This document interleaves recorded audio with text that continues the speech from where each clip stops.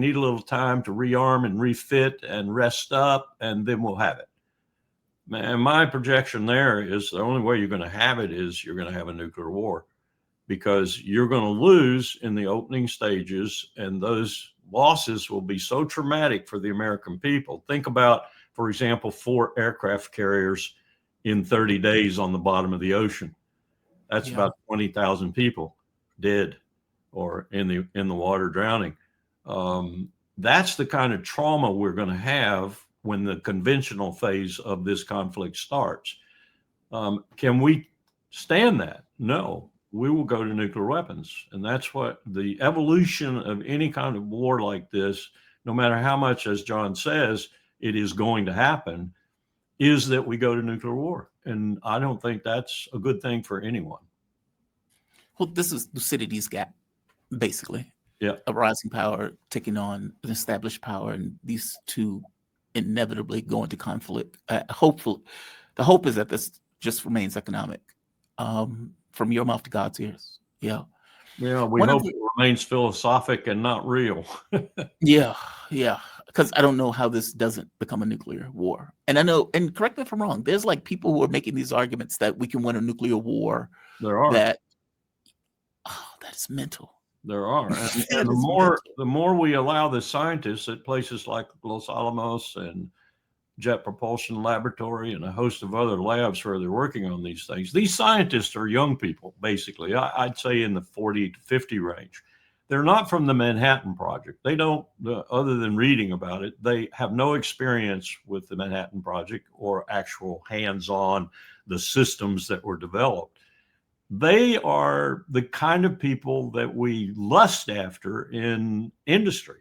They are making every day revolutionary steps with regard to nuclear weapons. They are designing new nuclear weapons.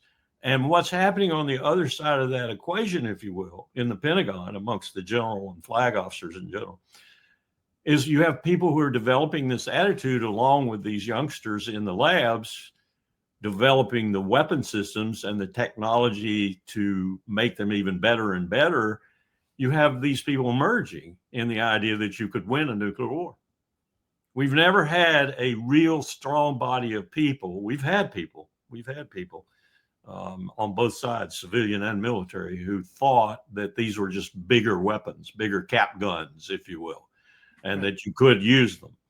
I'm hearing today, and I'm listening to too often, this idea that if we keep going on the technological road we're on right now, we're going to be at a point in the future where we could launch a first strike, then ride out whatever's residual in the country we launch it against, probably China and Russia, and survive.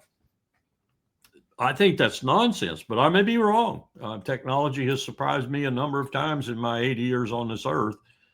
Maybe these people are developing something, but then you got to ask yourself the moral, the ethical question. Would you want to do that even if you had the capacity to launch a first strike, ride out whatever was left in the country you launched it against, or countries, plural, and then afterwards live with yourself? I mean, that's a huge question. But look at what we're doing right now. We're killing over 80 people without any due process, any law on the high seas, just killing them because we can.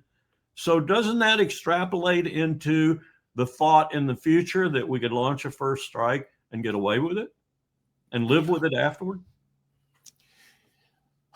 Last question on this one.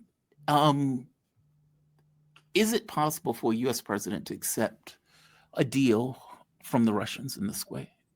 I don't get the sense that it is. I mean, like, whatever Donald Trump wants, I get the sense that Trump wants a deal, but he wants a deal in American terms. Russia is never going to accept the deal on American terms, which seems like the war just continues. What are American terms, though, now? Tell me what American terms are right now. The terms are essentially Zelensky gone, Ukraine not fighting anymore, bombs not dropping, drones not flying, nuclear plants not being struck on either side, and a rump Ukraine that probably is going to be missing Odessa if we wait another month or two, and we will not have a commercial port and access to the Black Sea. I don't see anything other than that happening, and Trump is rid of it. He's through with it. He doesn't want any more of it, and I don't blame him. Well, security guarantees are fail.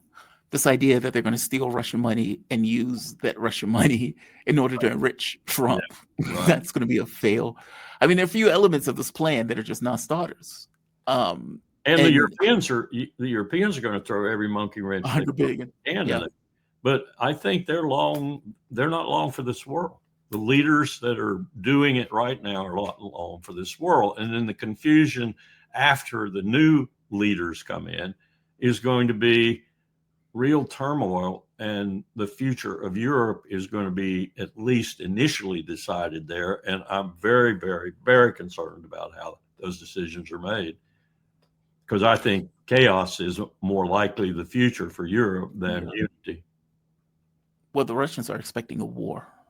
I mean, they seem to be gearing up for a war in Europe. I think that goes away pretty much, though, the moment some sort of cessation of hostilities in Ukraine occurs, and it's clear the United States is not going to back Europe in any effort at all. Okay. And I think that's Trump's intent, ultimately. I think even more importantly, it's the billionaires in the shadows behind him intent. Like Kirill Dmitriev. The deep Steve. state, we call it all the time. Yeah.